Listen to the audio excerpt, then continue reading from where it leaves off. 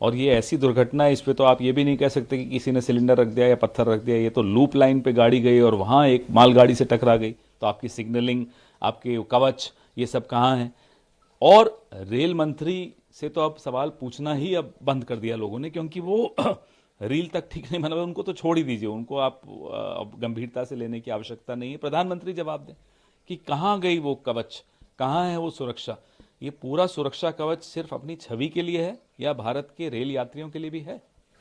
दूसरा सर, पहले आप लोगों ने तकरीबन 9-10 सीटों पे बात कही, फिर आप लोग 19 से 20 सीट हरियाणा, जहां बहुत नैरो मार्जिन से कांग्रेस हारी है, और उसमें दोषारोपण आप लोगों का ईवीएम पर है। हमने वो 20 सीटों की लिस्ट चुनाव आयोग को भेजी है, जिसमें बैटरी 99% चार्ज वाली शिकायतें हमारे प्रत्याशियों ने लिखित रूप से भी दी हैं, मौखिक रूप से भी दी हैं, और लगातार ये मुद्दा चुनाव की काउंटिंग के दिन, गिनती के दिन उठाया था। 20 ऐसी सेगमेंट्स हैं, और उन सब में यह भी एक अजीब सा संयोग है कि जो 99% जहां बैटरी चार्ज दिख रही है, उन मशीनों पे अधिकतर कांग्रेस को हराया गया है, हारी हुई है। और जहां 60-70% बैटरी है, वहां कांग्रेस के वोट ठीक आए हैं।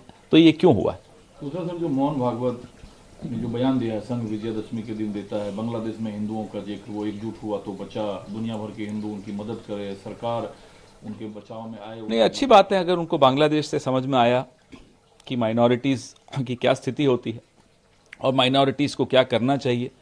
लेकिन एक हैरानी की बात यह है कि वहां तो माइनॉरिटीज को एक होना चाहिए, और हिंदुस्तान में अगर माइनॉरिटी कह दें कि हमें एक होना चाहिए, तो इनको लगता है कि साहब ये एक कैसे हो रहे हैं, एक होने की बात कैसे कर रहे हैं, ये तो खतरा है। और फिर भागवत जी कहते हैं कि पूरे विश्व के हिंदुओं को एक होना चाहिए। बिल्कुल ठीक बात है, वेरी गुड। तो ओवैसी साहब अगर पार्लियामेंट में खड़े होकर पैलेस्टाइन का नाम लेते हैं तो इन्हें बुरा क्यों लगता है? तो ये सब जो कॉन्ट्रडिक्शंस हैं, इस पर भी उनको जवाब देना चाहिए।